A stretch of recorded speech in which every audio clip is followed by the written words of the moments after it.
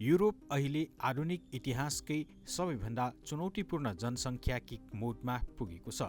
Spain, Italy र Poland जस्ता देशहरूमा जन्मदर यति तल झरेको छ कि प्राकृतिक जनसङ्ख्या वृद्धि नकारात्मक भइसकेको छ।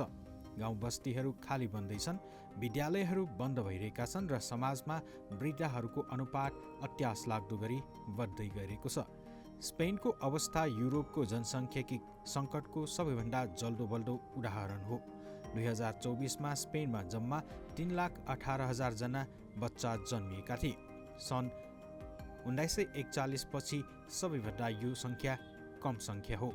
त्यहाँको मृत्युदर जन्मदरभन्दा धेरै माथि पुगिसकेको छ।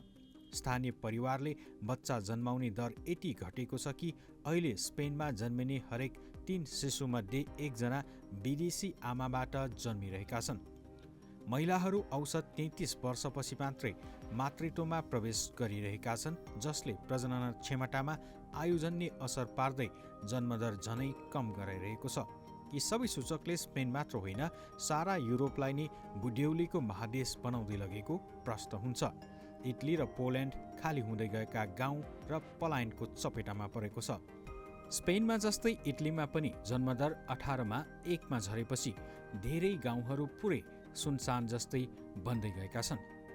युवा पुस्ता रोजगारी र अवसरका खोजीमा जर्मनी, स्विडेन वा अमेरिका जस्ता मुलुकतर्फ पलायन भइरहेका छन्, जसले इटलीको श्रमशक्ति निरन्तर कमजोर बनाइरहेको छ।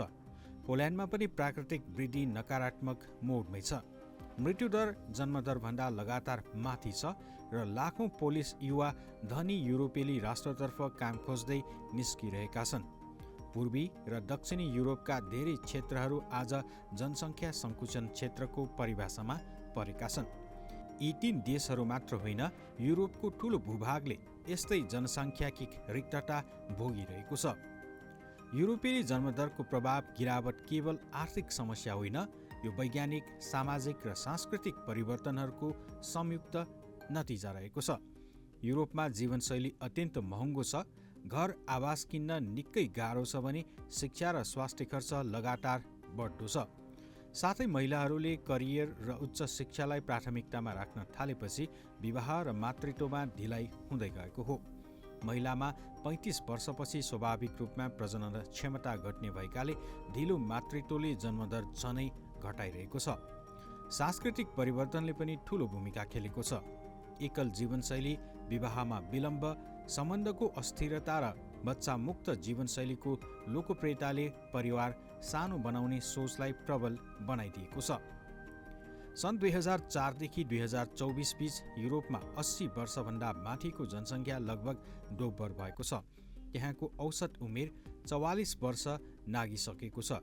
जनसाङ्ख्यिक पिरामिड उल्टिएको छ, अर्थात् माथिपट्टि धेरै वृद्ध र तलपट्टि कम युवा।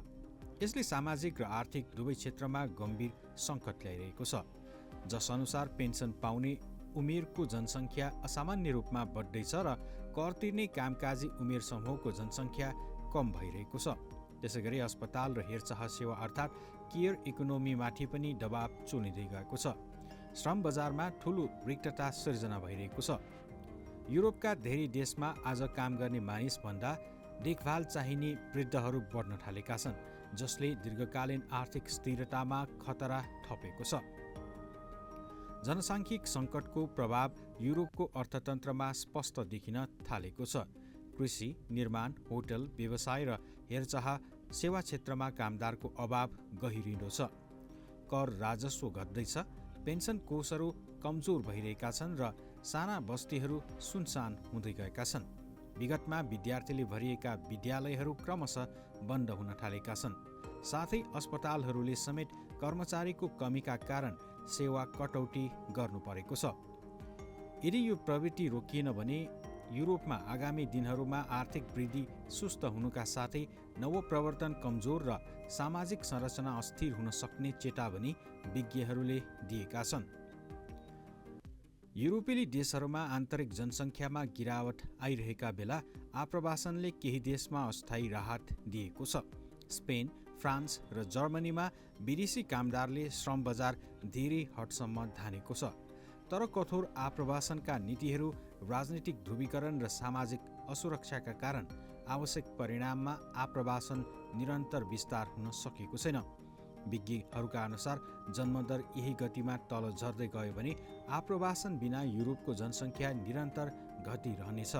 तर यति हुँदाहुँदै पनि जनसङ्ख्याकिक सङ्कट समाधानका लागि आप्रवासनलाई विकल्पको रूपमा स्वीकार गर्नु युरोपेली राजनीति तयार छैन। युरोपले घट्दो जनसङ्ख्याको समस्या समाधानका लागि परिवार मैत्री नीतिहरू लागू गर्न थालेका छन्। केही मुलुकहरूले सस्तो वा निशुल्क सेवा वा दिवा हेरचाह सेवा उपलब्ध गराएका छन्। मातृत्व पितृत्व बिदा स्वीकार र विस्तार गरेका छन् भने बच्चा जन्माउँदा आर्थिक प्रोत्साहन दिने योजनाहरू ल्याउनुका साथै ग्रामीण क्षेत्रमा बसोबासलाई प्रोत्साहन गर्ने कार्यक्रम अघि सारेको छ। युरोपले आप्रवासनलाई व्यवस्थित र आकर्षक बनाउन पनि प्रयास गरिरहेको छ। विशेषज्ञहरूका अनुसार ती कार्यक्रम दीर्घकालीन रूपमा प्रभावकारी रूपमा लागू भए मात्र सङ्कट उल्टिने सम्भावना छ। अन्यथा 21औं शताब्दीको अन्त्यसम्ममा युरोप र वृद्धहरूको महादेशका रूपमा चिनिने खतरा बढ्दै गएको छ।